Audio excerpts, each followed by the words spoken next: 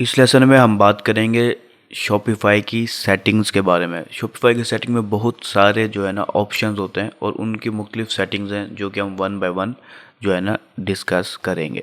तो इस लेसन में हम सेटिंग्स के अंदर सबसे पहला जो ऑप्शन है स्टोर डिटेल्स का, इसको थोड़ा सा एक्सप्लोर करेंगे।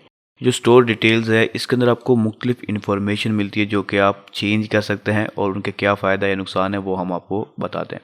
तो सबसे पहले जो ऑप्शन है वो है बेसिक इन्फॉर्मेशन।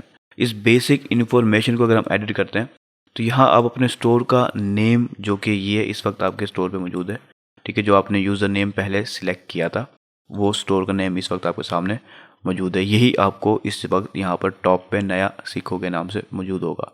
जो आप यहाँ पर लिखेंगे वो यहाँ पर चेंज हो जाएगा, यूआरएल चेंज नहीं होगा, ठीक है। उसके बाद आप अपनी जो है ना लीगल नेम रख सकते हैं अगर आपकी कंपनी रजिस्टर्ड है, ठीक है। इसके अलावा आप अपने स्टोर की इंडस्ट्री डिफाइन कर सकते हैं कि आपका स्टोर जो है वो किस इंडस्ट्री में फॉल करता है। वो क्लोथिंग है, वो ब्यूटी है, वो स्पोर्ट्स है, रेस्टोरेंट्स है, सर्विसेज हैं, वर्चुअल सर्विसेज हैं, वो क्या चीज़ है वो आप यहाँ पर सिलेक्ट कर सकते हैं। अगर आपको नहीं पता, मिसाल के तौर पर हमें पता है कि हमारा जो स्टोर हमने बनाया हुआ है वो फैशन की कैटेगरी में आता है। वैसे अगर हम ज्वेलरी को देखें तो वो ज्वेलरी में आ जाता है, वॉचेज़, ठीक है। तो मैं यहाँ पर ज्वेलरी सिलेक्ट कर सकता हूँ, ठीक है। आप करना चाहें कर लें, वरना इससे कोई ख़ास फ़र्क नहीं पड़ता। लेकिन यहाँ पर स्टोर नेम आप चेंज कर दें, इससे फ़र्क पड़ता है कि ये यहाँ पर भी चेंज हो जाएगा, प्लस हमारे फुटर में भी ये नेम जो है ना चेंज हो जाएगा। मिसाल के तौर पर मैं इसके एन को बड़ा कर देता हूँ, ठीक है। और मैं अगर इसमें कुछ और डिटेल्स डालना चाहूँ तो वो भी मैं डाल सकता हूँ। मैं अभी सेव नहीं करूँगा, मैं एक ही दफ़ा आगे जाके सेव करूँगा। उसके बाद मैं यहाँ एड्रेस जो भी हम डालना चाहें, चेंज करना चाहें, वो मैं एड्रेस यहाँ पर चेंज कर सकता हूँ। मिसाल के तौर पर इसको मैं एडिट करता हूँ।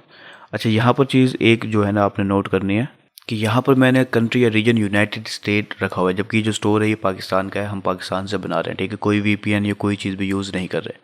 ये यूनाइटेड स्टेट रखने की वजह क्या थी कि जब हम पेपाल और स्ट्राइप की इंटीग्रेशन सीख रहे थे तो उसके लिए ज़रूरी था कि ऐसी कंट्री रखी जाए जहाँ पर वो अवेलेबल यानी कि अलाउ हो। पाकिस्तान में ना ही स्ट्राइप अलाउ है और ना ही पेपाल है। तो इस वजह से मैंने इसकी लोकेशन चेंज की, जिसको मैं दोबारा से चेंज करना चाहूँ तो कर सकता हूँ, ठीक है। लेकिन अगर मैं करूँगा तो शॉपिफाई पेमेंट को डीएक्टिवेट करना होगा मुझे। जब मैं उसे डीएक्टिवेट कर दूँगा फिर मैं यहाँ से कंट्री को चेंज कर पाऊँगा, क्योंकि शॉपिफाई पेमेंट इस वक्त मौजूद है लेकिन वो पाकिस्तान के लिए अलाउ नहीं है। तो अगर आप यहाँ से कंट्री चेंज करने लगे हैं तो ये चीज़ सोच लें कि अगर पेमेंट मेथड आपका किसी भी किस्म का है जो उस दूसरी कंट्री में अलाउ नहीं है तो वो आपको डीएक्टिवेट करना होगा, या वो खुद भी डीएक्टिवेट हो जाएगा फिर। अच्छा, इसके अलावा अगर आप चेंज करना चाहें, जैसे मैंने किया कि मैंने स्ट्राइप को इंस्टॉल करना था, मैंने चेंज किया लोकेशन और मैंने स्ट्राइप इंस्टॉल कर लिया, ठीक है। मैं बाद में आके वापस इसको चेंज कर दूंगा।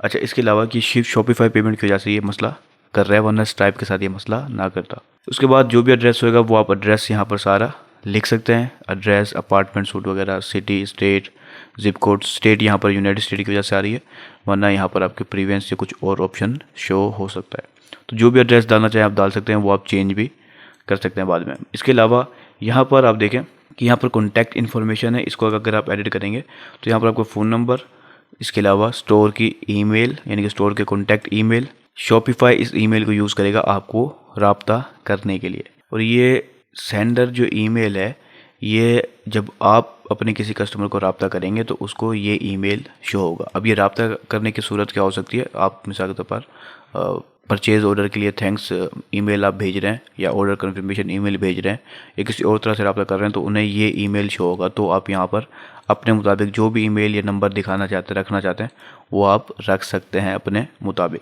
ठीक है। इसके अलावा आपको ईमेल की सेटिंग अगर आप देखना चाहते हैं कि किस तरह से आपके ईमेल आपके कस्टमर्स को शो होती हैं तो वो आप व्यू ईमेल सेटिंग में जाएंगे तो वहाँ से आप देख पाएंगे। लेकिन अभी हम उस सेटिंग में नहीं जा रहे। साथ में आप अपने स्टोर की करेंसी को सेट कर सकते हैं, जो भी आप करेंसी रखना चाहें। अब यहाँ पर हमारी जो करेंसी बाय डिफ़ॉल्ट है वो है पाकिस्तानी रुपीज़, क्योंकि हमने पाकिस्तान के अंदर ये अकाउंट बनाया था। लेकिन क्योंकि हमने पेपाल कनेक्ट किया हुआ है तो PayPal express does not support the currency you selected. जो करेंसी आपने सेलेक्ट की हुई है वो पेपाल उसे सपोर्ट नहीं करता, ये हमें एरर दे रहा है। तो ज़ाहिर सी बात है अगर हम इसे चेंज करेंगे तो फिर जो है ना हमारा जो ये एरर है वो ख़त्म हो जाएगा। लेकिन इसको चेंज करने का बेस्ट तरीका है पेमेंट सेटिंग में जाकर। लेकिन ये सिर्फ पेपाल मैंने आपको समझाने के लिए बताया था, मैं बाद में इस पेपाल को जो है ना डिसएक्टिवेट या डीएक्टिवेट कर दूंगा। ठीक है, तो आप यहाँ से अपनी करेंसी वगैरह को चेक कर सकते हैं, उसकी फॉर्मेटिंग देख सकते हैं कि वो किस तरह से शो होगी। ठीक है, HTML के हिसाब से, विदाउट करेंसी और वगैरह वगैरह मुख्तलिफ ऑप्शन यहाँ पर आपको नज़र आ रहे हैं, लेकिन मैं आपको सजेस्ट करूँगा कि आप इसको ना छेड़ें, ये ठीक है बिल्कुल। उसके अलावा आप अपनी जो स्टोर है उसकी टाइम जोन और मेजरमेंट यूनिट डिफाइन कर सकते हैं।